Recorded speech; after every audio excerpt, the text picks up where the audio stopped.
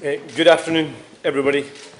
I have, as you can imagine, done a lot of thinking over the last few days, and I am clear that I have to do what's right for my country, Scotland. This isn't easy, and it's not without pain, as I have a genuine friendship with Keir Starmer. But my first priority and my first loyalty is to my country, Scotland. And I am not willing to sacrifice Scotland's NHS, our schools, our communities, our towns, cities, villages and islands to a third decade of an SNP government. That's why the distraction needs to end and the leadership in Downing Street has to change. It is so obvious that we desperately need change in Scotland. And in 3 months' time, the opportunity to get rid of a failing SNP government is one that is too important to be missed. We cannot allow the failures at the heart of Downing Street to mean the failures continue here in Scotland. Because the election in May is not without consequence for the lives of Scots. We have an NHS crisis where too many Scots can't access the treatment they need and when they need it. We have a housing emergency with more than 10,000 Scottish children homeless right now. And we have too many young people not feeling safe at school or on our streets or missing out on the opportunities they deserve. And we have an SNP government that is addicted to secrecy and cover-ups with devastating consequences. That's why I have to be honest about failure wherever I see it. The situation in Downing Street is not good enough. There have been too many mistakes. They promised they were going to be different, but too much has happened. Have there been good things? Of course there have, many of them, but no one knows them and no one can hear them because they're being drowned out. That's why it cannot continue. I am proud to have played my part in removing a Tory government that was doing so much damage to Scotland. And having a Labour government matters. I am proud of my Scottish Labour MPs who did the hard work, persuaded our fellow Scots, ran a historic and successful campaign, and who have spent every day since fighting for Scotland's interests. I'm proud of these Scottish Labour ministers serving at every level of government, delivering for Scotland. I want them to stay in government because I said right at the start that my first priority and my first loyalty is to my country, Scotland. That's why they must continue to defend and protect Scotland's interests. Keir Starmer is a decent man, and it is no secret that I have always got on well with him, and he has dedicated his life to public service. I have also dedicated myself to public service, and I need to decide what I'm willing to accept and what I'm willing to tolerate. The people of this great country, Scotland, are crying out for competent government, for transparency, for honesty, and for delivery. They want to see politics that is open and accountable. They want to see leaders who put the national interest before themselves. That is the standard I will always apply.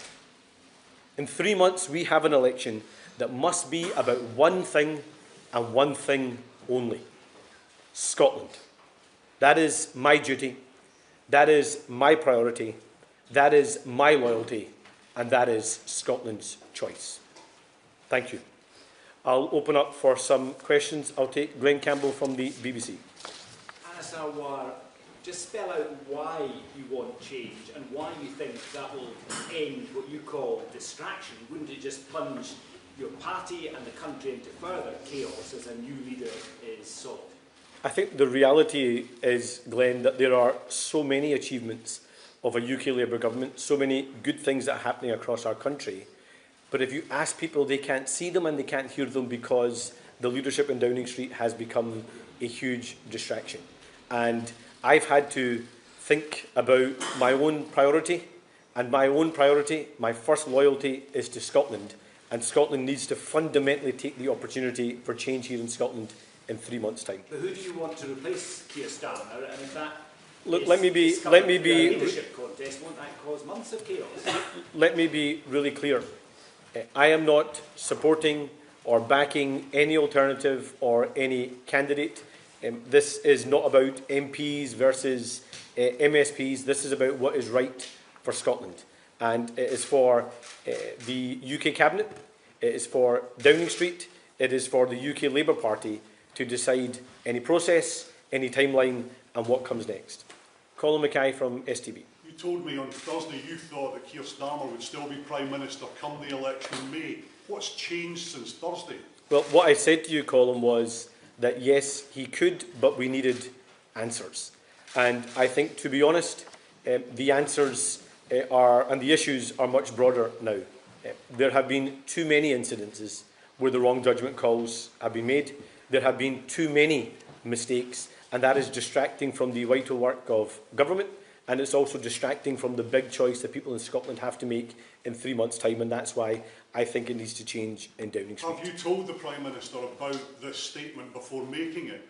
Yes, I spoke to the Prime Minister earlier today, and I think it's safe to say that he and I disagreed. Conor Gillies from Sky.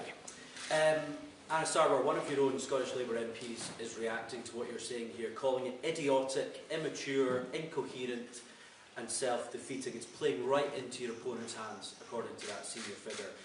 Have you done this to blame the Prime Minister if you failed to become First Minister in May? And second of all, if you don't mind, last year you called Peter Mandelson an old friend when it was public knowledge that he had links with Jeffrey Epstein. How do we take you seriously in cleaning up politics when one of your own Scottish Labour MSPs is best friends with a convicted paedophile? Well, let me first say that the approach of briefings I have always called out. And that's why I'm not taking the approach of briefing, I'm not taking the approach of talking to journalists in private. I'm being upfront and honest about my view and my first priority and my first loyalty being to Scotland, and that's why I'm doing what I believe is best for Scotland. And let me also be clear that Peter Mandelson is not someone or something I want to be associated with. I met him in his capacity as the ambassador ambassador to the US because that was the right thing to do in Scotland's interest. But should he have been appointed the ambassador? No. Should he be a member of the Labour Party? No. Should he have a seat in the House of Lords? He shouldn't. And it's right now that he is investigated by the police. Peter Smith from ITV. Who else did you speak to about delivering this speech today? Who knew that this was coming? Look, I've obviously spoken to those in my own team.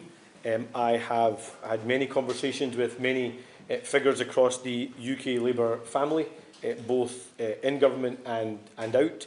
And I've been really honest with them about my view, the situation we're in, how I believe this is intolerable, and that I am going to do what I think is right for my country, Scotland. I could have chose to stay quiet, to keep the head below the parapet, and just carry on as if everything was fine for the next 3 months. But my first loyalty and my first priority is to Scotland. And Scotland so desperately needs a different kind of government in Scotland.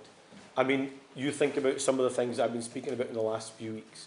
We have had the most intolerable cover-up at the Queen Elizabeth University Hospital, where lives were lost, families were lied to, staff were gaslit. Do we really want to sacrifice Scotland's NHS to a third decade of the SNP?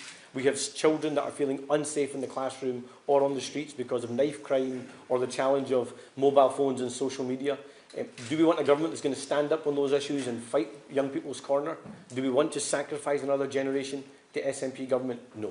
I'm not willing to sacrifice Scotland and Scotland's services and Scotland's towns, cities, villages and islands to a third decade of SNP government. So I am going to do what's right by my country, Scotland. Did you speak to either West Streeting or Andy Burnham before giving this speech, and would you expect others to also come forward and repeat your message? Well, I've spoken to many figures both in and out of the Cabinet. It is for them to decide their own view and what they choose to do or not do. I'm making my own decision based upon my own view, being my own man. And I'm going to put... Not at all. and it's for others to do their own decisions and make their own minds up about what they feel is tolerable. This isn't good enough. It needs to change, and I'm going to do what's right by my country, Scotland. Catherine from Channel 4. Is your position anyone is better than Keir Starmer? And secondly, are you comfortable being the public face that pulls the trigger on a Prime Minister when some of your colleagues, including the Welsh First Minister, already appear to be rolling back on this? Well, first of all, as I said, I'm going to do what I think is right by my country, Scotland. This is not a coordination. I'm not speaking to others about what they do or don't do. That is for other people to decide. Ultimately, it's for those in number 10, those around the cabinet table, and those in the UK Labour Party to decide what happens next, the process, the timeline, or who comes next. That's not a matter for me. The only job that I'm concentrating on is making sure that we change the government here in Scotland, remove John Swinney and the SNP from office, so we can take a different approach here in Scotland. If this was wrong, would you resign if Keir Starmer doesn't step down? I am standing to be Scotland's First Minister. I'm being open about my view. I could choose to keep my view a secret. I could choose to brief in private. That's not the approach I take. I'm doing what I think is right. I'm doing what I believe is my first priority and first loyalty to my country, Scotland, and I'm being my own man, making my own decisions. It's for other people to decide their own view. I'll take Paul from the Daily Record. You've always had a good relationship with the Prime Minister, so how did he respond when you told him what you're going to do today? And is it possible for you to win the election if he stays in post? Well, let me first of all say, there is probably no one in Scottish politics that's had a better relationship with Keir Starmer or a closer friendship with Keir Starmer than I have. He is someone that I have campaigned alongside, worked alongside for the last 5 years in my role as leader, someone that I campaigned ferociously for to make sure we could get rid of a Tory government, and someone who I have supported in the last 18 months. So does this cause me personal hurt and pain? Of course it does. This man is someone that I regard as a friend and who I have a certain level of loyalty to. But my first priority and my first loyalty has to be to my country, Scotland. And that's the decision I have made. In terms of the election on the 7th of May, the two candidates for First Minister are me and John Swinney. And that's the choice people have in Scotland. A third decade of the SNP with all the failure that we have seen, or a First Minister that's going to put Scotland first, Scotland's towns, cities and villages first, and Scotland's NHS and public services first. That's the platform I'll be standing on, and that's what I hope to persuade people of over the next 3 months. Mark from the Sun. Oh, sorry, Mark, didn't see you there. Going back to what you just said about your knowledge of Peter Mandelson, you described in that tweet as your old friend. So it's not like you just met on that one occasion as an ambassador. So how long have you known Peter Mandelson? How long have you known about his links to Jeffrey Epstein? And why didn't you demur when you were asked to meet him on the steps? And to go back to the other question, if Keir Starmer stays, will you go? So I have known Peter since around 2021. I obviously spoke to him in Washington when I was there to defend and protect Scotland's interests, partly through Tartan Week, partly through the negotiations at the US-UK trade deal and all the importance that has for our country. I didn't appoint him US Ambassador, he was appointed as US Ambassador, and it was right that I had those conversations with him to protect Scotland's interests. But is that someone that I want to be associated with? No. He has betrayed this country. He has betrayed the party he was once a member of, and he has betrayed the public in terms of his actions and his relationship with Jeffrey Epstein.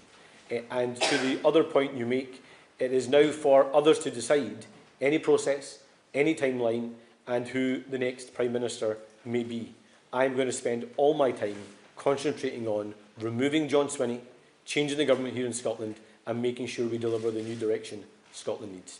Thank you all so much. People decide he should stay, will you go? Well, that's for them to decide. I'm only answerable to one group of people. That's the people of Scotland. That's who I serve.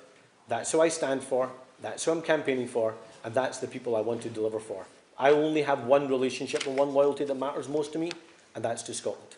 Thank you.